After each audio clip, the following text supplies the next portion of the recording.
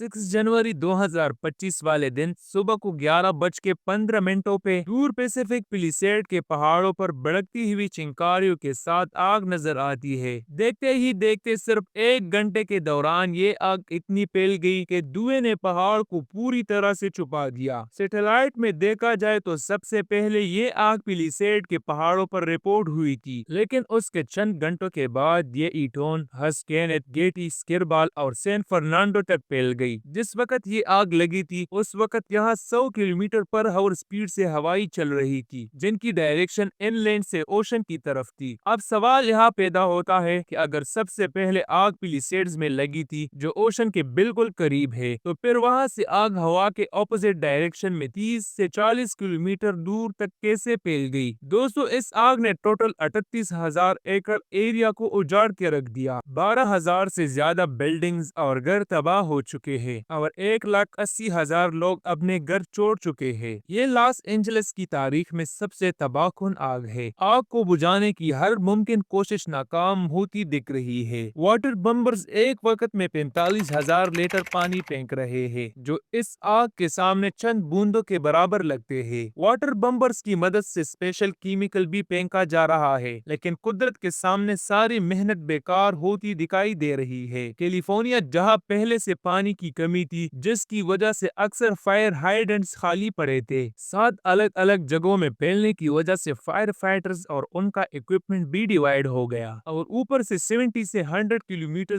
Per hour की हवाएं जब आग पर पड़ी तो ये आग ज्यादा भड़कने लगी। लॉस एंजलिस वाइल्ड फायर फैलने की असल वजह क्या थी? और एक और बड़ी बात कि वाइल्ड फायर सर्दी के मौसम में कैसे लगी? तो इस सवाल का जवाब छुपा है एक ऐसे फिनोमिना में जिसे सेंटा एना वाइंड्स कहा जाता है। सेंटा एना वाइंड्स गर्म और सूखी हवाएं है जो सर्दर्न कैलिफोर्निया और बाहा कैलिफोर्निया में स्पेशल ऑटम और सर्दी के दौरान चलती है। गूगल अर्थ पर देखा जाए तो कैलिफोर्निया के ईस्ट में दूर दूर तक सिर्फ डेजर्ट है, जिसको मोहावी डेजर्ट या फिर ग्रेट बेसन भी कहते हैं। सूरज की तपिश डेजर्ट को गर्म करती है, जिसकी वजह से यहाँ की हवा का प्रेशर बढ़ने लगता है। दूसरी तरफ ओशन की बात की जाए तो यहाँ की हवा ठंडी होती है और प्रेशर कम। हमने स्कूल में पढ़ा है कि हवा हाई प्रेशर से लो प्रेशर की तरफ ट्रेवल करती है। जितना ज्यादा प्रेशर में फर्क होगा उतनी तेजी से हवा ट्रेवल करेगी, और यहाँ पर भी कुछ ऐसा हुआ है। साउथ ईस्ट कैलिफोर्निया से सेंटा एना वाइंड्स तेजी से ओशन की तरफ बढ़ती है। ये खुश्क और गर्म हवाएं जहाँ से भी गुजरती है वहाँ का मॉइस्चर सक करती जाती है, जिसकी वजह से ये पूरा रीजन इस मौसम में खुश्क हो जाता है। झाड़ियाँ और दरख्त बिल्कुल सूख जाते हैं, जो बड़ी आसानी से आग पकड़ने के काबिल बन जाते हैं। सेंटा एना वाइंड्स जहाँ पूरे जंगलात को वाइल्ड फायर का फ्यूल बना देती है, वही अगर गलती से भी कभी आग लग जाए तो तेज हवाएं इस आग को और ज्यादा भड़काती है। जलते हुए कोयले तेजी से फैलते जाते हैं और पलक झपकते ही वाइल्ड फायर कंट्रोल से बाहर हो जाती है। अब होना तो ये चाहिए कि जिस डायरेक्शन में हवा जा रही है वाइल्ड फायर को भी उसी डायरेक्शन में ही फैलना चाहिए, पर लॉस एंजलिस की केस में इसका उलट देखा गया। सबसे पहले आग पिलिसेड्स के पास देखी गई जो ओशन के करीब है, और बाद में ये इनलैंड एरियाज में फैलती गई। ऐसा क्यों है? इसका असल वजह समझने के लिए हमें एक इंटरेस्टिंग फिनोमेना को समझना होगा, जिसे माउंटेन वेव रूटर कहते हैं। पहाड़ की वो साइड जिस पर डायरेक्टली हवा आकर टकराती है उसे विंडवर्ड साइड कहते हैं, और पहाड़ की दूसरी साइड जहां हवा को जाना है उसे लीवर्ड साइड कहते हैं।